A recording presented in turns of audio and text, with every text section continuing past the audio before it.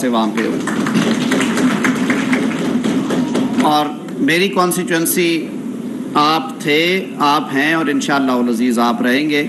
ہمارا جو رشتہ جو ہے یہ انشاءاللہ العزیز دہائیوں پہ محیط ہے اور یہ سانسوں کے ساتھ انشاءاللہ العزیز اسی طرح قائم رہے گا. جناب وائس چیئرمین اور چیئرمین ایگزیکٹو بھون صاحب نے نام سارے لے دیے ہیں تو میں اس لیے یہ گستاخی میں دوبارہ نہیں کروں گا.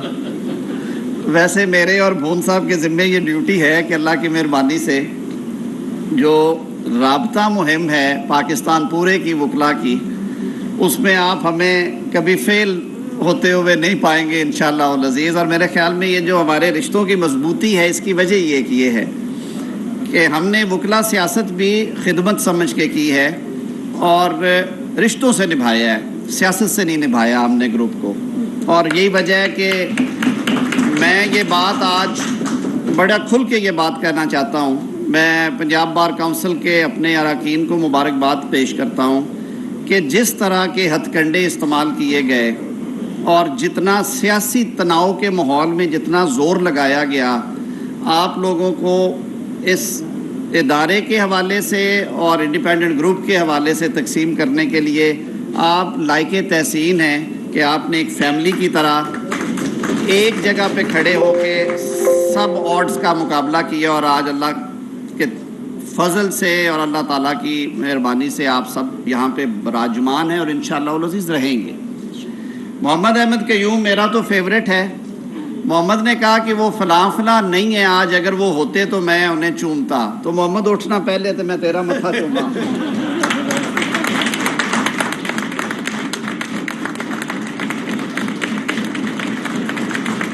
وفاقی وزیر قانون اعظم نذیر تارڑ تقریب سے خطاب کریں. محمد احمد قیوم ایک اثاثہ ہے اور بلا شبہ سرمایہ ہے وکلا کمیونٹی کا. اور اس طرح کے لوگ جو ہوتے ہیں وہ پبلک پراپرٹی ہوتے ہیں اور بلا شبہ محمد نے یہ ثابت کیا ہے.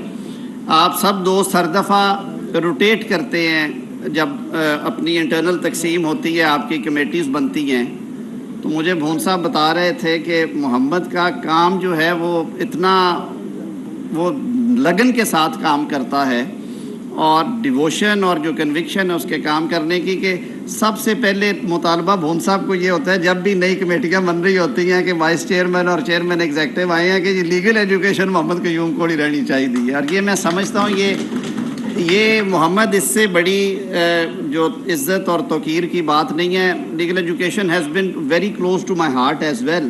میں نے خود آپ ساروں کے سامنے 11 سال بھون صاحب کی مہربانی سے پاکستان بار کونسل میں چیئرمین شپ کی، لیگل ایجوکیشن کی، اور آپ سب کے تعاون کی وجہ سے آج ہم جہاں پہ کھڑے ہیں اس میں اس ساری منزلوں کا بھی حصہ ہے کہ ہم نے کس طرح سے سب سے پہلے جو لا گیٹ ہے اس کی کوشش کی، پھر لا ایڈمیشن ٹیسٹ جو ہے وہ انٹروڈیوس کروایا، پھر 3 سے 5 سالہ پروگرام کے لیے ایک لمبی طویل جدوجہد ہے. لاہور ہائی کورٹ سے لٹیگیشن شروع ہوئی اور فائنلی سپریم کورٹ میں گئی اور پھر نیشنل ایکشن کمیٹی جو بنی اس میں پھر کریکولم کے حوالے سے، نصاب کے حوالے سے وہ ایک لمبی کہانی ہے.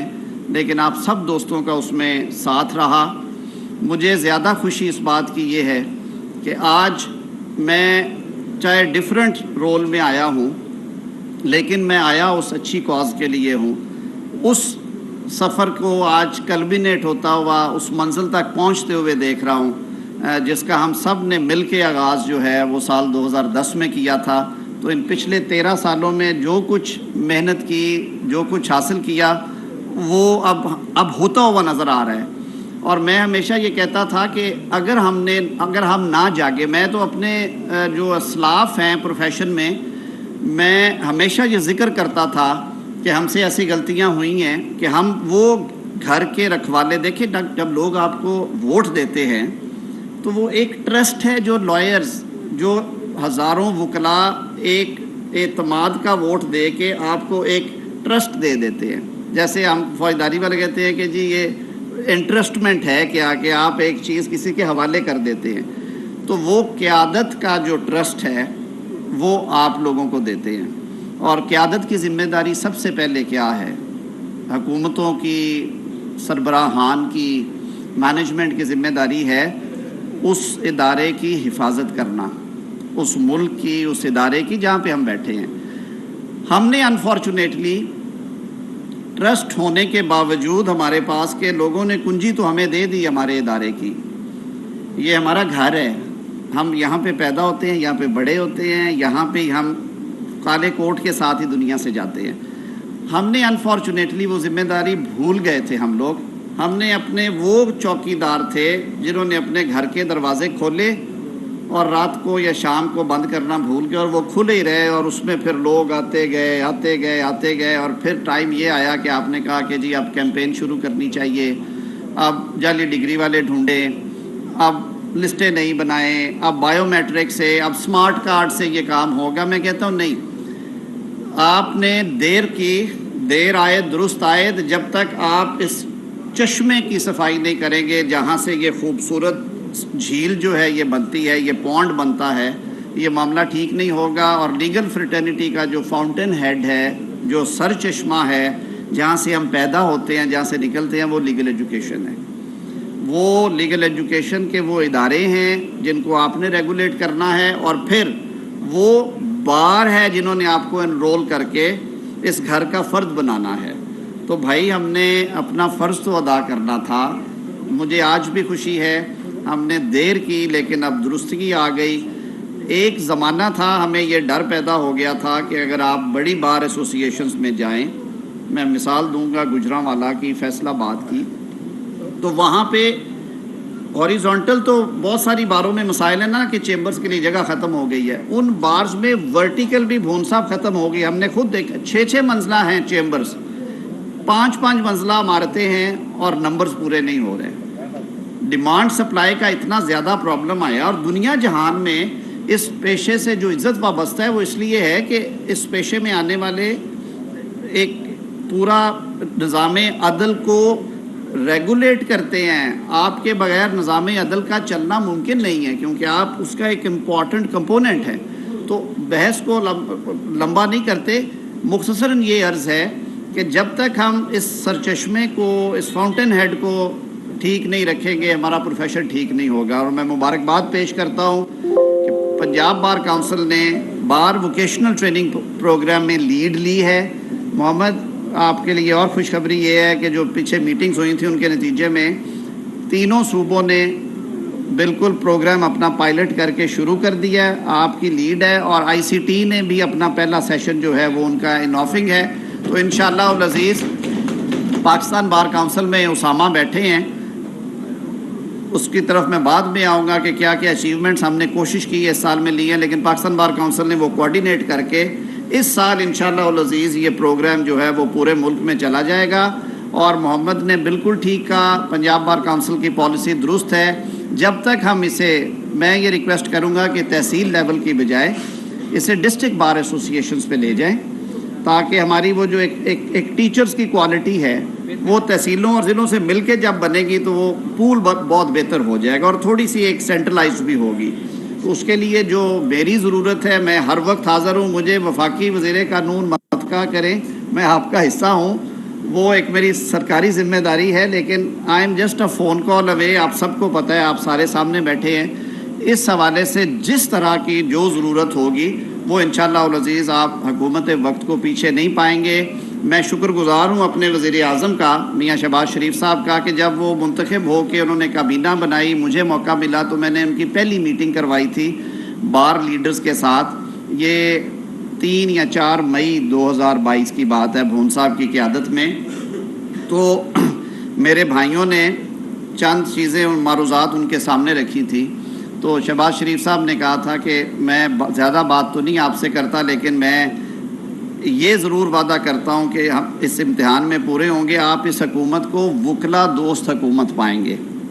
और मैं अगर पिछले 1 साल पे नज़र दौड़ाऊँ तो बाकी फील्ड्स में जो कोशिश है वो अपनी जगह पे, लेकिन लीगल फ्रेटर्निटी के हवाले से तारीख़ में पहली दफ़ा बजट एलोकेशन की इस हुकूमत ने आके, और आपके मुतालबे पे शहबाज शरीफ साहब ने पहली दफ़ा 50 کروڑ روپیہ بجٹ میں ایلوکیٹ کر دیا. پھر ہمیں ہر دفعہ وزیر اعظم گرانٹ کے لیے نہیں جانا پڑا, اور اکراس دا بورڈ ہم نے بار ایسوسیشنز اور بار کاؤنسلز کو اس میں سے جو حصہ دیا ہے, بلکہ انہوں نے سپلیمنٹ کر دیا تھا with an additional grant of 30 crore.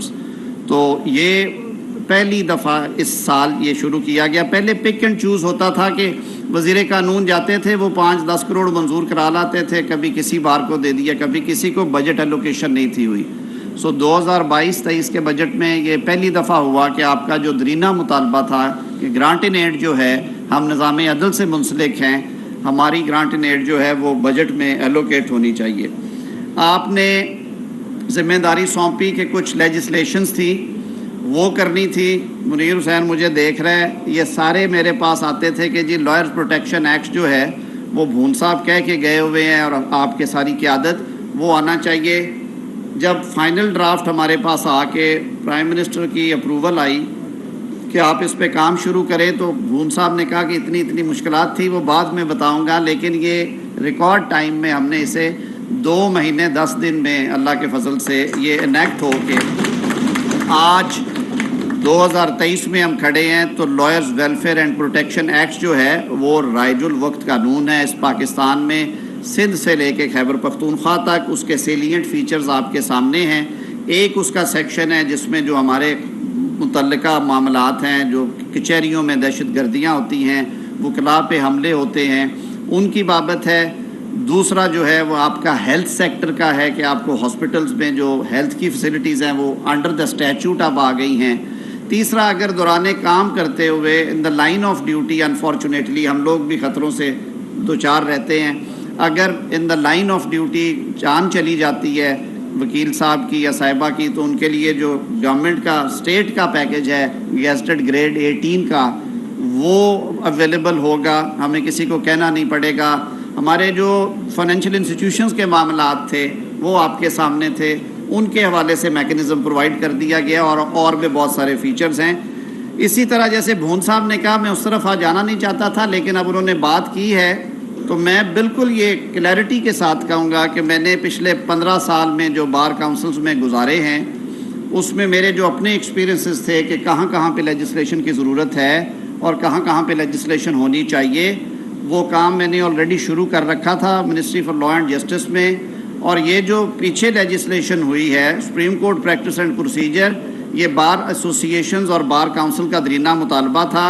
مجھے فخر ہے اس بات پہ کہ آپ کے اس مطالبے پہ حکومت نے اور پارلیمان نے سٹینڈ لیا اور انہوں نے یہ قانون پاس کیا. جس طرح سے اس قانون پہ فوری طور پہ بینچ بنا کے نافذ العمل ہونے سے پہلے اس کو روکا گیا ہے, اس پہ مجھے دکھ اور افسوس بھی ہے, اور میں پارلیمان کے ساتھ کھڑا ہوں. میں آپ کا بھی شکر گزار ہوں کہ پاکستان بھر کی بار کاؤنسلز نے جس طرح سے سپریم کورٹ کے اس موو کے حوالے سے پارلیمان کا ساتھ دیا اور آپ نے اپنی آواز کو ہماری آواز کے ساتھ ملایا.